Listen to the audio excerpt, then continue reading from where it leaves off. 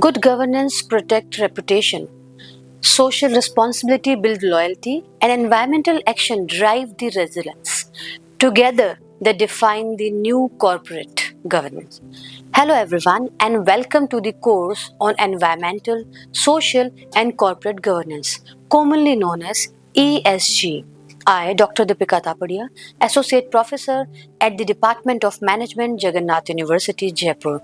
I hold a PhD from Rajasthan University under the supervision of Professor Naveen Mathur and MBA from Vanasthali University.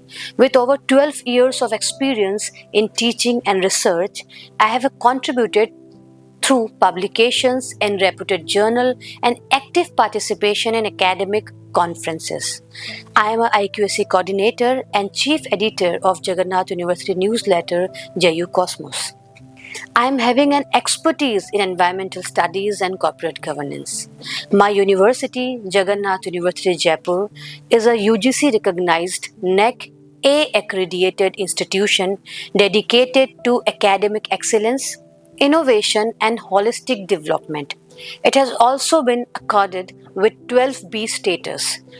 And about the course, the name of the course is Environmental, Social and Corporate Governance. It is a 3 credit course of 12-week course on 6.5 NCRF level. This particular course will be explore how sustainability, ethics and corporate responsibility are reshaping the business practices and influencing the global market. This course is designed for the postgraduate student, early career professional and anyone passionate about sustainability and corporate responsibility. Let's begin with understanding what this course is all about. In today's interconnected world, businesses are not evaluated solely by their financial performance. Stakeholders, including customers, investors, regulators, and communities, now expect organization to act responsibly in three critical areas, that is environmental impact, social responsibility and corporate governance.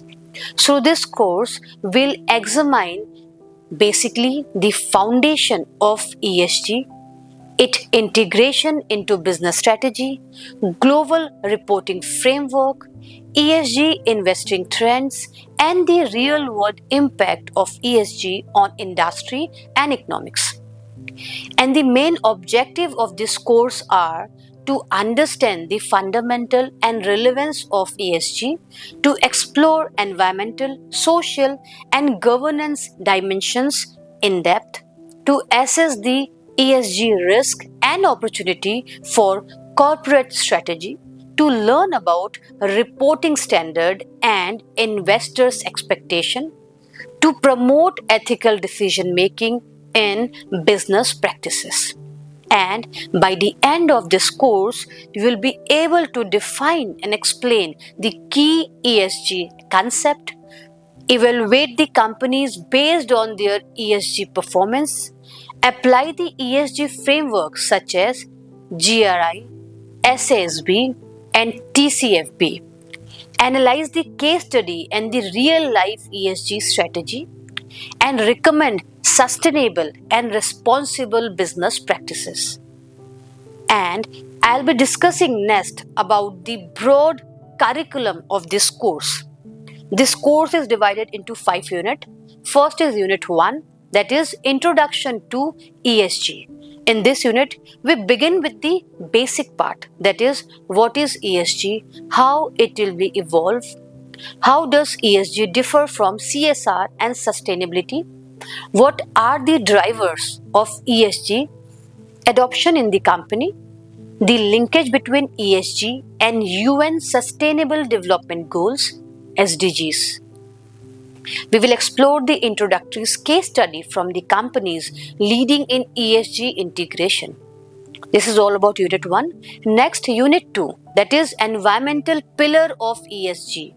Here we will discuss about environmental factors, that is climatic change mitigation and carbon footprint, energy efficiency and resource conservation, risk assessment in environmental planning, green technology and circular economic model, ISO 14001 and other environmental compliance standard.